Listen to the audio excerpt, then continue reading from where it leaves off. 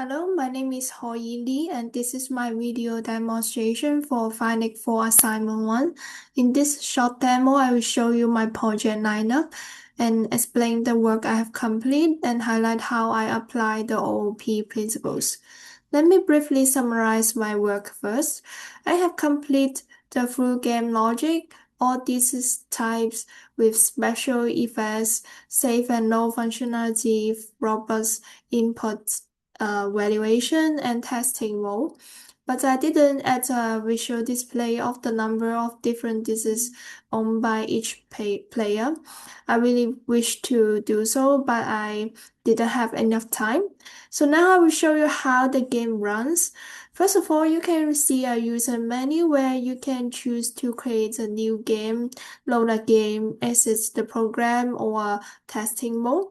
So now I will start with creating a new game with a 6x7 grid, and I will choose human versus computer mode. So now we enter the game. I'm the player 1. I can choose to place ordinary, exploding, or boiling discs.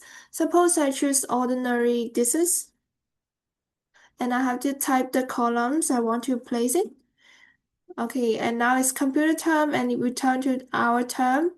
And I want to test with the exploding discs, and I will place it between the discs. So all the discs around the exploding discs disappeared, and also itself.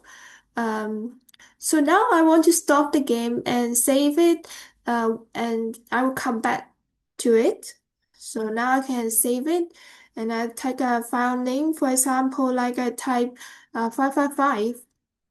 So it's saved successfully, and we return to the menu. We can load the game, and you can see 555 in the second row, and we can type it, and then we can return to the game. Okay, and then I will return to the menu and I will show you the testing mode.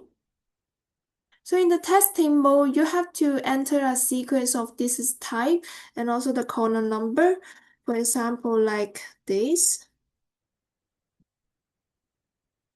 So it will show you the interpretation, showing all the input sequence in the result, which is matching with the sequence I typed above. And last, if you want to exit the game, you can simply just type exit and it will say goodbye. Okay, now we return to the coding. I will briefly show the code structure and highlight some of the key parts of my code. The first one is the block class. It includes all the grid implementation.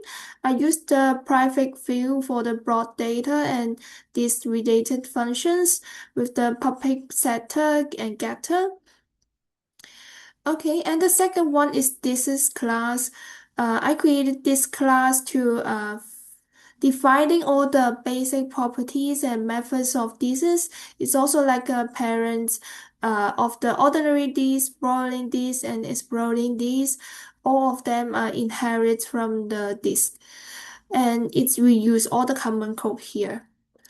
Okay, and the second one is the game saver. It handles all the save and load operations with proper directory checks and also conversions between these objects and uh, the characters.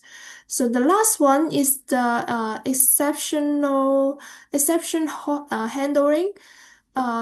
It's will perform in the program and also the game class. It handles all the input parsing and invalid move gratefully. So in summary, this game demonstrates my understanding of OOP principles. The game is fully playable. It handles all the unexpected inputs and provide clear visual feedback for the player. Thank you for watching, and that's all for my demonstration.